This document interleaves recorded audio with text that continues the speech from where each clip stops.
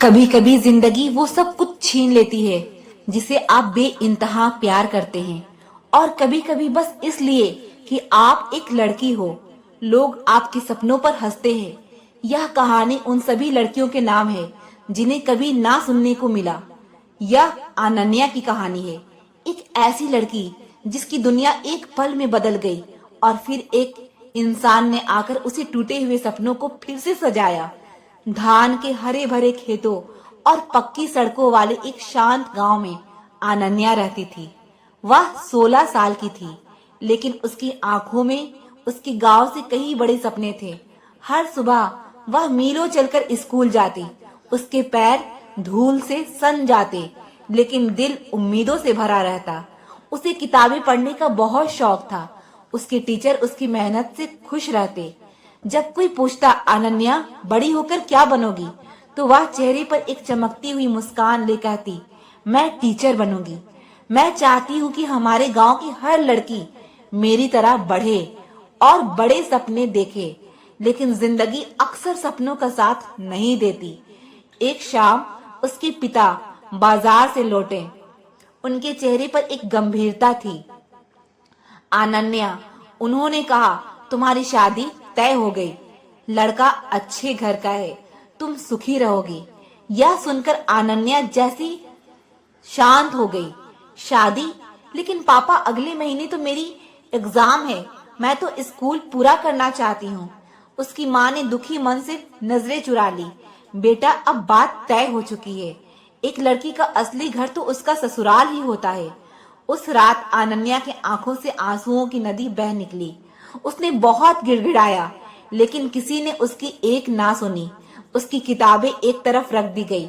उसकी school dress को आखिरी बार मोड़कर अलमारी में रख दिया गया, और ऐसे ही स्कूल की सबसे तेज दिमाग लड़की 16 साल की उम्र में एक बहू बन गई। उसका नया घर दूसरे गांव में था।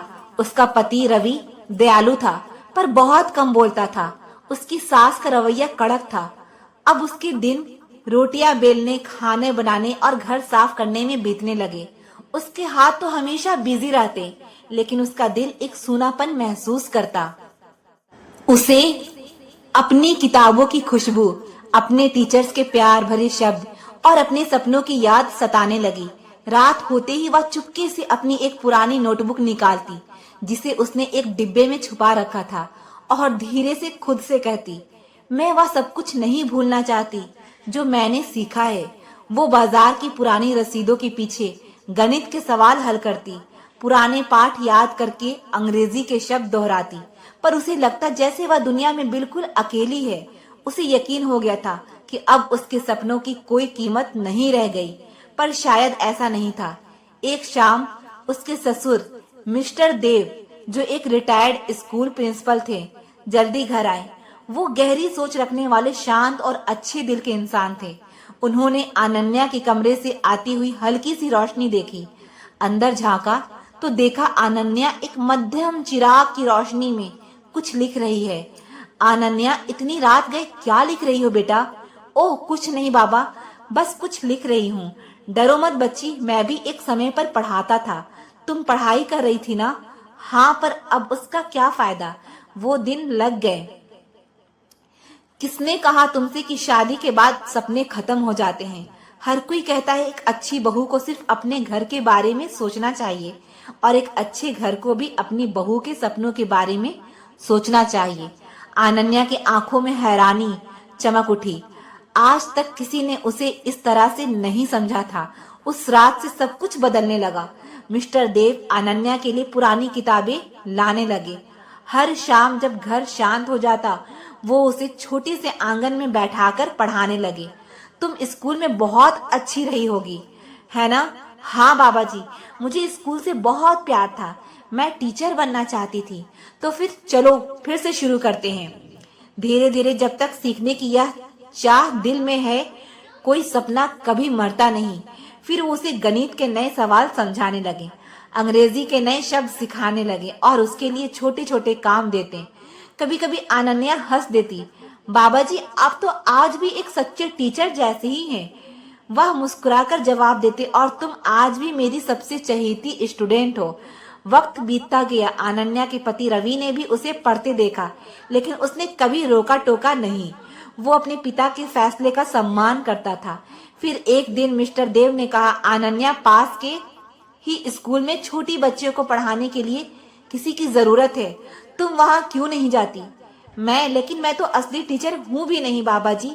तुम में ज्ञान है और दयालुता है एक अच्छे शिक्षक के लिए, बस इतना ही काफी है। उनके हौसले ने उसका हौसला बढ़ाया और वो स्कूल गई। पहले पहल उसका दिल जोर जोर से धड़क रहा था।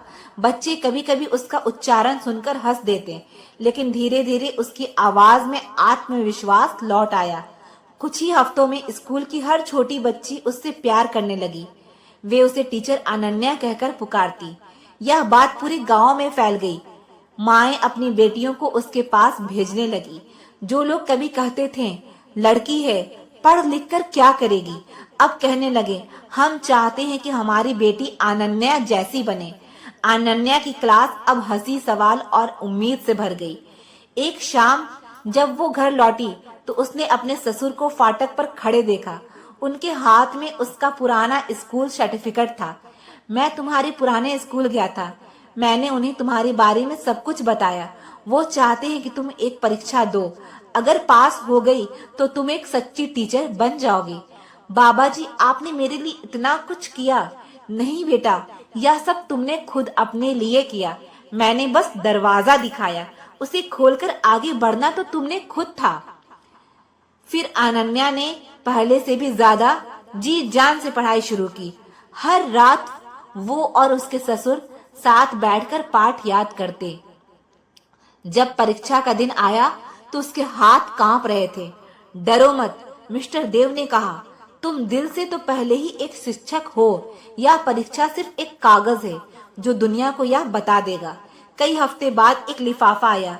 अनन्या टॉप करके पास हो गई थी। अब वो एक सच्ची प्रमाणित शिक्षक थी। उसकी आंखों से खुशी के आंसू बह निकले। वो दौड़कर अपने ससुर के पास गई और उन्हें जोर से गले लगा लिया। बाबा जी, मैं सच कह रही हूँ, मैं कर गई। नहीं बेटा, हम कर गए, मगर हिम्मत तो शुरू से तुम्हारे अंदर ही थी।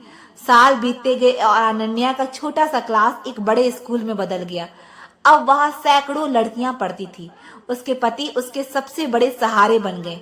उसके ससुराल वालों के चेहरे पर उसके लिए गर्व था। एक दिन उसने एक छोटी सी बच्ची को अपनी क्लास के बाहर आंसू बहाते देखा। अनन्या उसके पास बैठी और पूछा, क्या हुआ, क्यों रो रही हो? लड़की ने सिसकते हुए कहा, मेरे पापा कहते हैं कि लड़कियों को ज्यादा पढ़ने की जरूरत नहीं होती। अनन्या ने उसे प्यार से अपने पास खींचा और धीरे से कहा, मेरे पापा ने भी एक समय पर ऐसा ही कहा था, लेकिन देखो, अगर सपना सच्चा हो तो वह चुपचाप भी बड़ा होकर पूरा हो जाता है। मुझसे वादा करो, तुम हमेशा सीखती रहोगी। उस छोटी बच्ची ने आंसू पोंछे और मुस्कुराते हुए हाँ में सिर हिलाया। उस शाम अनन्या और मिस्टर देव आंगन में खड़े होकर सूरज को अस्त होते देख रहे थे। अनन्या ने कहा, बाबा जी, कभी कभी सोचती हूँ अगर आप उस रात मेरे कमरे में नहीं आती तो क्या होता। मिस्टर देव ने कोमल आवाज में जवाब दिया, तो जिंदगी कोई और रास्ता ढूंढ लेती बेटा, क्योंकि एक सच्चा सपना, एक सच्ची चाहत, उम्मीद की एक छोटी सी चिंगारी, वो कभी पूरी तरह बुझती नहीं। कोई न कोई उसे हवा देकर जला ही देता है। वो दोनों चुपचाप खड़े रहे।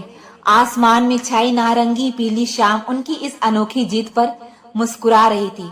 तो दोस्तों, अनन्या की कहानी हमें यही सिखाती है, भले ही पूरी दुनिया आपको ना कह दे, लेकिन उस एक हाँ के लिए अपना दिल तैयार रखो, क्योंकि कभी कभी उम्मीद की किरण वहां से आती है जहां से आपको उम्मीद ही नहीं होती। वो बस उस इंसान के रूप में आती है जो आपकी चमक को पहचान लेता है।